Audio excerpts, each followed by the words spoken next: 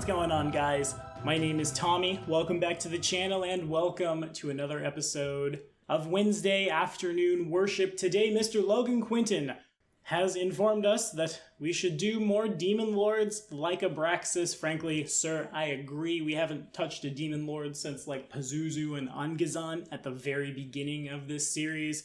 So we're cracking open the Book of the Damned and we're going to talk about the master of the final incantation himself.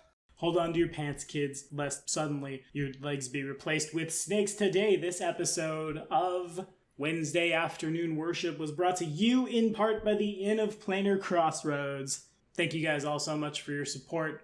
Thanks for hanging out. Thanks for throwing dice with me. I appreciate it. Now, let's hit it.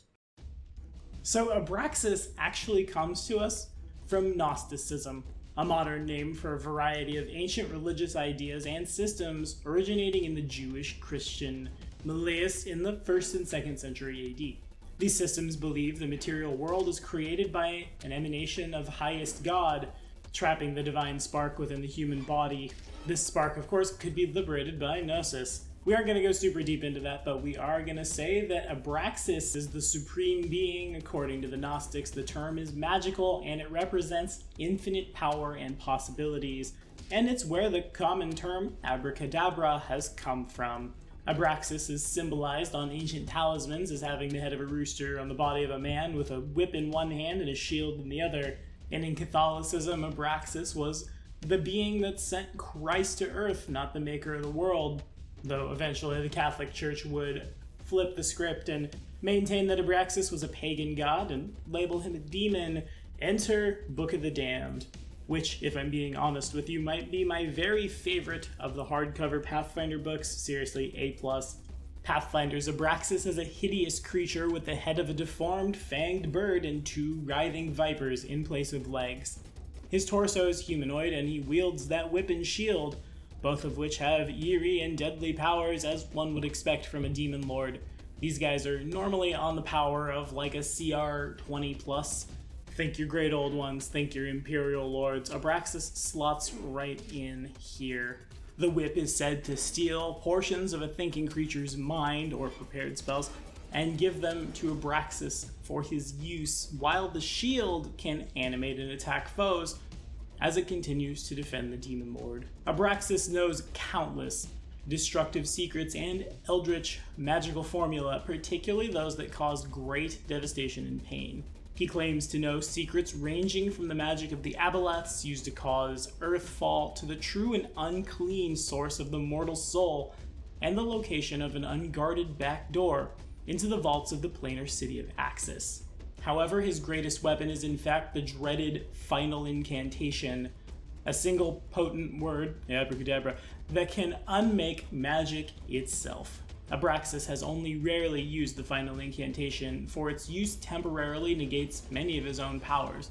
But in the past, he has used the final incantation to destroy minor artifacts, strip spellcasting creatures of their abilities forever, and to remove all knowledge of a certain spell from an entire world's libraries and minds. Although, as one might expect given the nature of the Drow of Golarion, Abraxas' following is quite strong amongst the Drow. Small cults of his worshippers can be found in most large cities on the surface. His cult is particularly strong in Nex's capital of Quantium, where his followers maintain a notorious library known as Scrivenbow, a fortified stone structure with countless rare books in its holdings where cultists tattoo their greatest secrets onto their own bodies.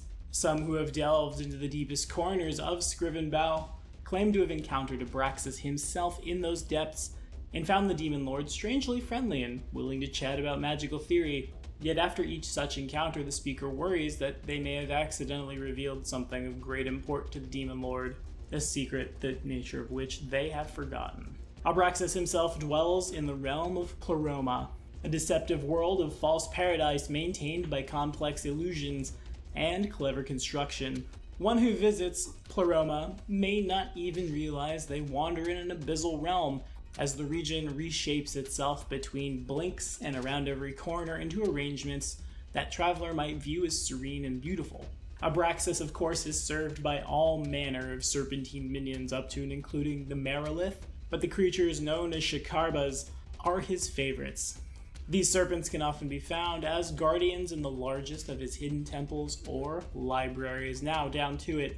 Abraxas is a demon lord, so of course, his alignment is chaotic evil. His domains are chaos, evil, knowledge, and magic, with the subdomains arcane, demon chaos, demon evil, education, knowledge, memory, rights, and thought. His symbol, a demonic face and snakes, and his favorite weapon, of course, is the whip.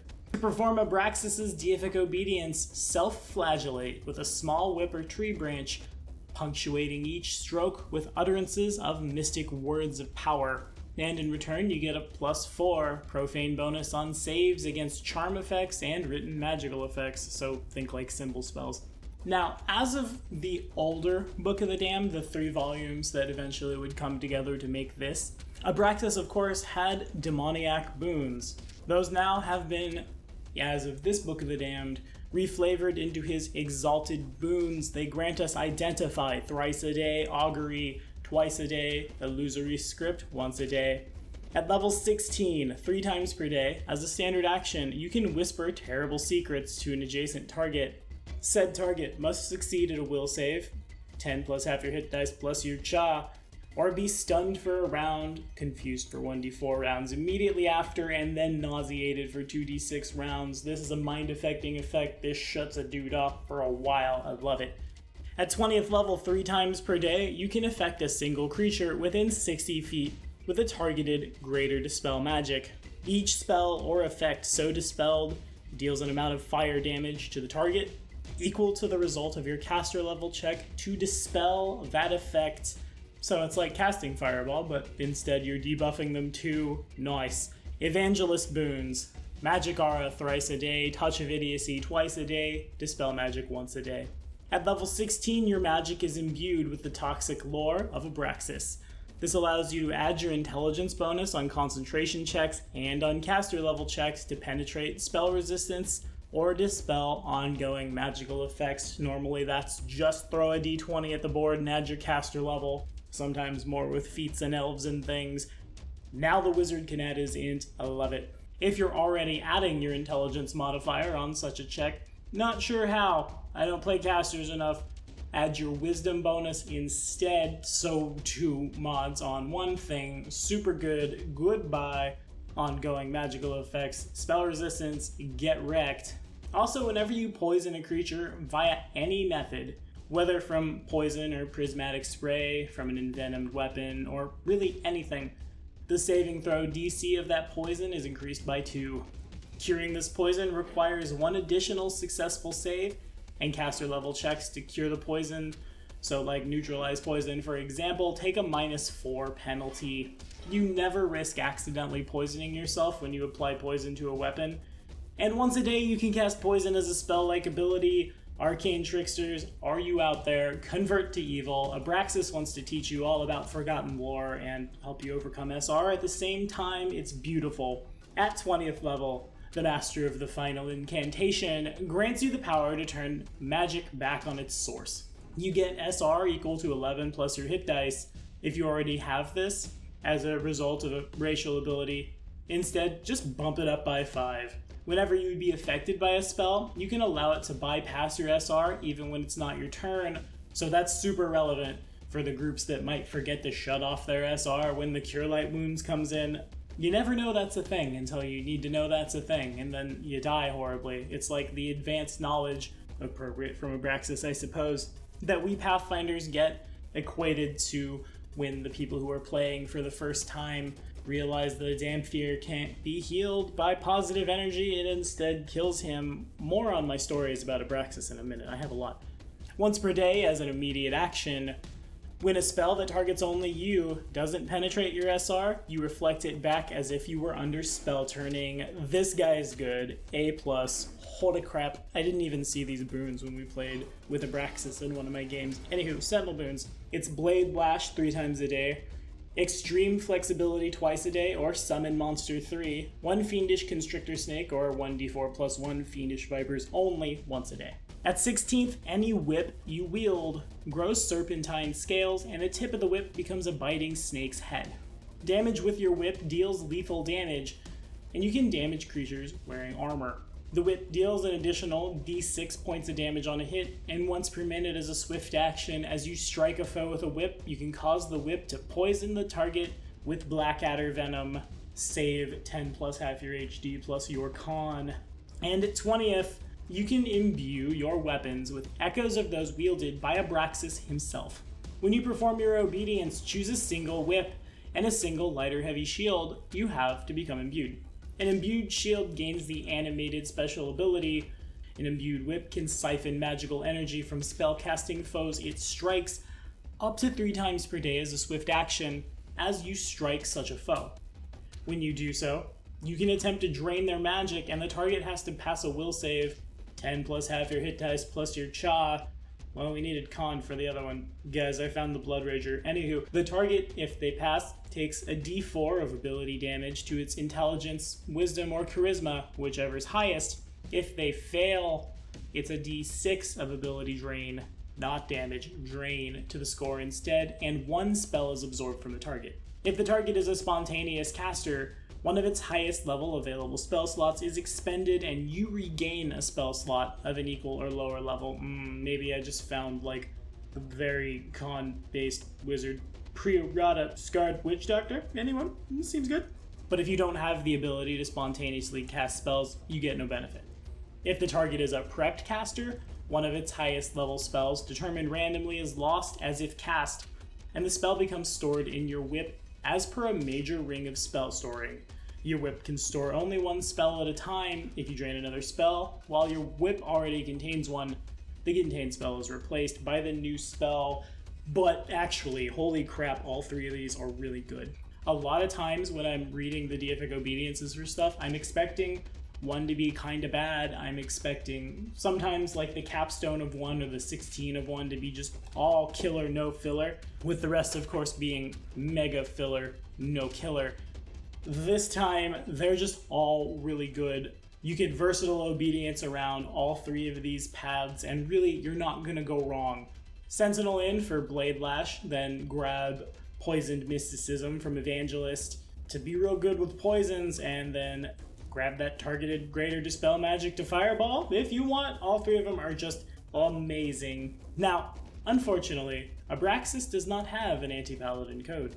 So you know what that means, right? We gotta whip one up. Abraxas' homebrewed Black Dragon Gaming anti-paladin code goes as such. All of the secrets of magic originate from my lord. Those I find who claim otherwise will be punished. Knowledge is power, and only my lord is power. When I destroy my enemies, I will see to it their knowledge is likewise destroyed. My lord has the power to completely unmake magic, and I will pray each day for but a fraction of this power. Magic is a tool, and I will use this tool with deadly efficiency. And one final bit of homebrew that I'm not going to go super into, but if you want to use Abraxas as a demon lord as an encounter, you certainly can take these obediences, because oftentimes that's what we see, and roll them up onto the demon lord of a CR appropriate to what you need for your game.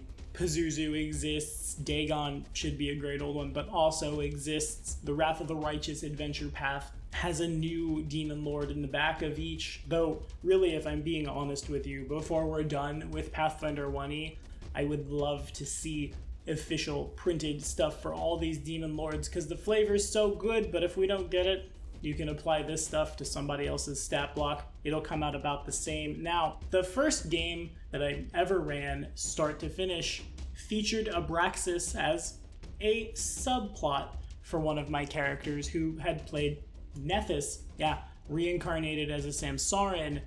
Of course, the character had no real knowledge of the why in the beginning, but it was established that she had a relationship with Abraxas, and so that's what we did. Abraxas whispered into the mind of the powerful being, who at the time was not Nethys, but the Osirian god Nephthys, and I equate the Osirian gods around the power of the Imperial Lords as well, because who doesn't want to fight Ra at some point? Anyway, by using the final incantation, she sent the Osirian gods far, far away and ascended herself from Nephthys to Nethys, thinking that she had power, but all the while being manipulated by the master of the final incantation, and of course we use that in the game, not for a quick shut off of all magic, but the path that a humanoid might take to true divinity after completing a bunch of tasks, realizing the great old ones were behind it.